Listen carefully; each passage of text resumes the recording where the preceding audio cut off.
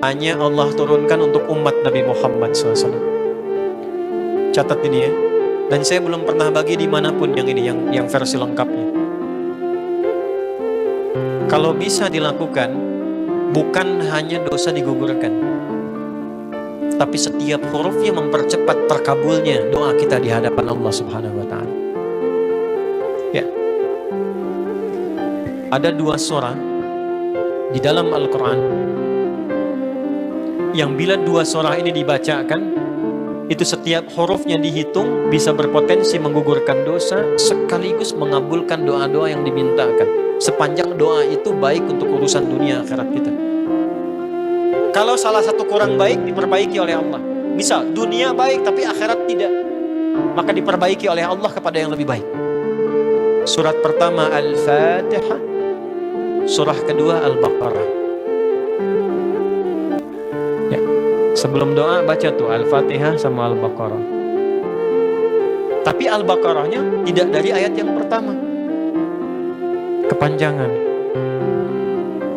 Cukupkan di ayat 285 sampai ayat 286, 2 ayat terakhir. Hadisnya sahih. Kalau mau dikuatkan, biasanya banyak ulama memasukkan ayat 284. Ada yang sudah masuk ke dalam Ka'bah di sini? Ini informasi saja. Dan 3 ayat ini, Al-Baqarah 284, 285, 286, itu ayat yang dituliskan di dinding Ka'bah. Itu yang saat berhala dikeluarkan, gambar-gambar dihapus, syair-syair diganti dengan ayat Quran sehingga jadi kain kiswah Ka'bah di luar. Itu ada sejarahnya. Yang di dalam pun dihiasi dengan hiasan ayat Al-Quran. Di antara yang dituliskan itu Al-Baqarah ayat 284, 285, 286. Intinya di 285 dan 286-nya. Tadi rakaat pertama yang saya bacakan dalam salat Isya. Hadisnya sahih. Itu spesial malaikat Jibril turun kepada Nabi Muhammad SAW mengabarkan kabar gembira siapa yang membiasakan membaca Al-Fatihah. Ya, kemudian 2 ayat terakhir di Al-Baqarah dari amanar rasulu sampai fansurna 'alal qaumil kafirin, tidaklah dia membacakan itu kecuali setiap hurufnya dijaminkan mengabulkan doa-doa yang dia mohonkan sepanjang benar doanya dan tidak diselimuti maksiat. Ini maaf ya. Ini saya minta maaf dulu nih. Kalaupun Anda benar doanya khusyuk sampai nangis, tapi ada selimut maksiat dalam permohonan doa itu pengabulannya mental lagi. Hadisnya sahih. Thumma dzakara rajula yutilu as-safara ash'atha aghbara yamuddu yadayhi ila as-sama' fayaqulu ya rabb faqala Rasulullah sallallahu alaihi wasallam anna yustajabu lidzalik famat'amuhu haram mashrabuhu haram malbasuhu haram wa ghudhiya biharamin fa anna yustajabu lidzalik. Rawahu Muslim.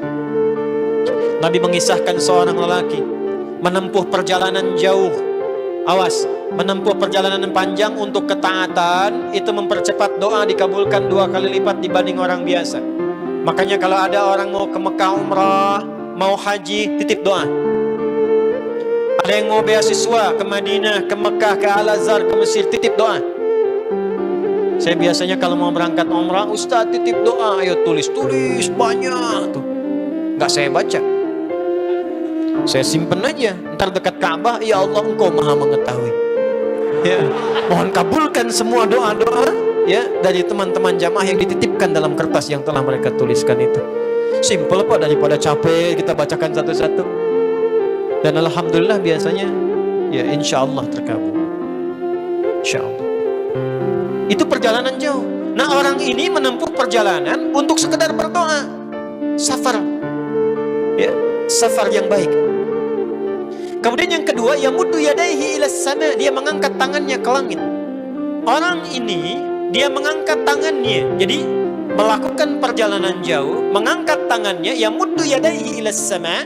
Orang yang berdoa dengan mengangkat tangan itu dijawab doanya oleh Allah lewat keterangan Nabi SAW. Itu bisa al-kamakala 2 kali lebih cepat dibandingkan dengan orang yang tidak mengangkat tangan saat berdoa.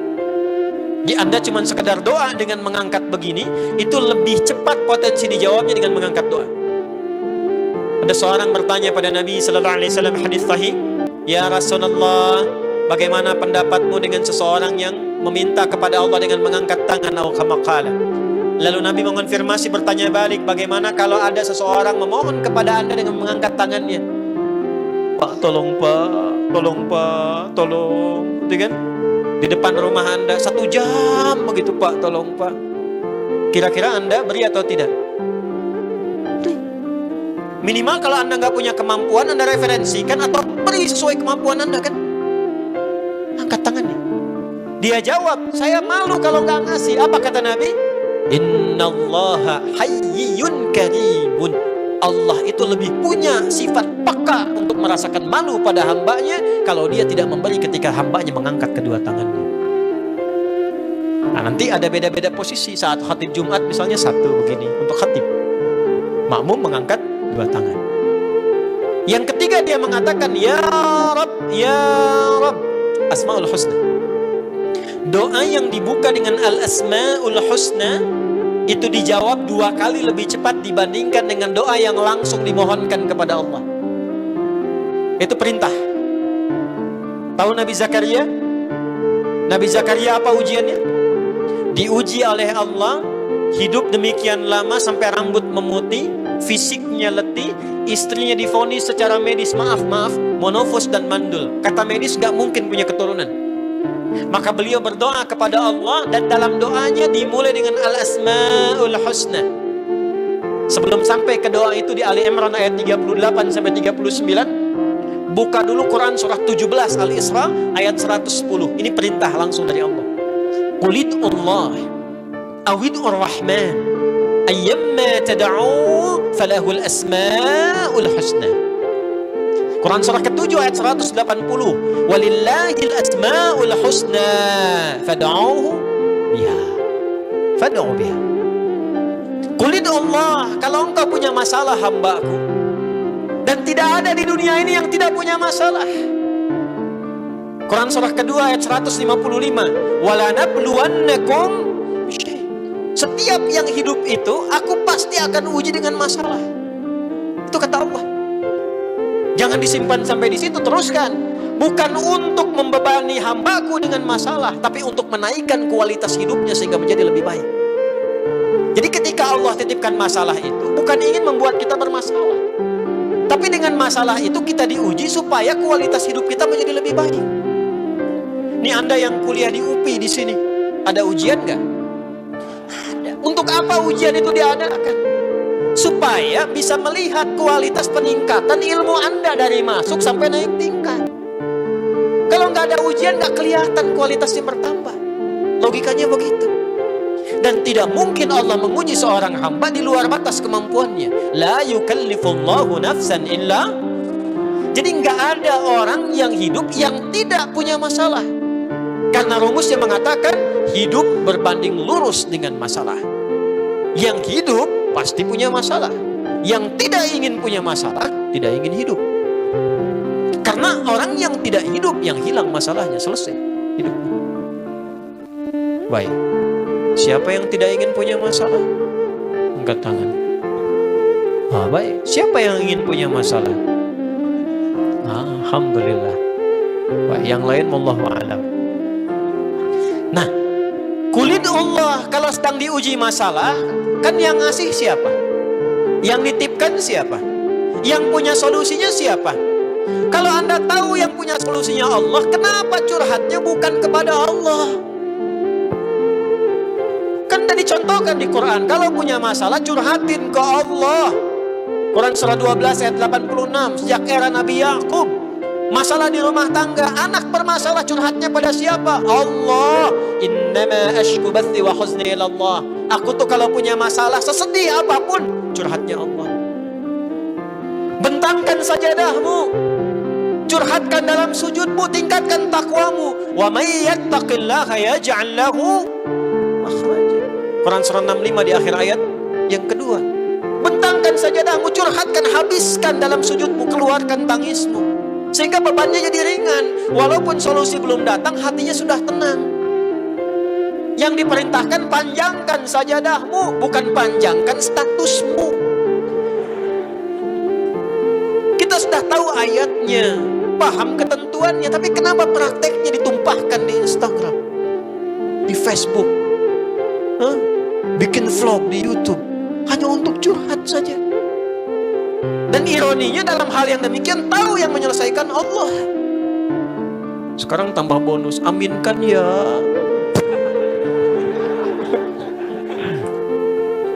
Yang mengaminkan doa ini mudah-mudahan dihilangkan masalahnya. Pokoknya mana yang nanti bermasalah kayaknya ini ya. Itu gimana? Kumaha itu? Paham? Curhatkan sama Allah. Nah, bagaimana mintanya? Sebut namanya ya Allah. Awinur Rahman. Kalau kita ingin minta lebih cepat, minta dengan kelembutan Ar-Rahman. Rahman itu bisa disebut namanya ya Rahman, bisa cari cara mintanya yang paling lembut, yang menyentuh. Allah senang dengan kalimat yang menyentuh. Misal ya. Kembali ke Nabi Zakaria tadi. Al-Quran surah 3 ayat 38. Hunalika da'a Zakaria rabbah qala rabbi habli min ladunka dzurriyyatan thayyibah innaka sami'ud du'a. Ya Allah, hamba-hambamu itu telah menghukumi aku dan istriku tak akan mungkin punya keturunan. Sedangkan engkau yang maha pemberi tanpa punya batasan. Mereka mengatakan istriku punya keterbatasan. Maka aku memohon kepadamu yang pemberianmu tak ada batasan. Mohon ya Allah, anugerahkan keturunan dari sisimu saja ketika mereka mengatakan tidak mungkin itu punya.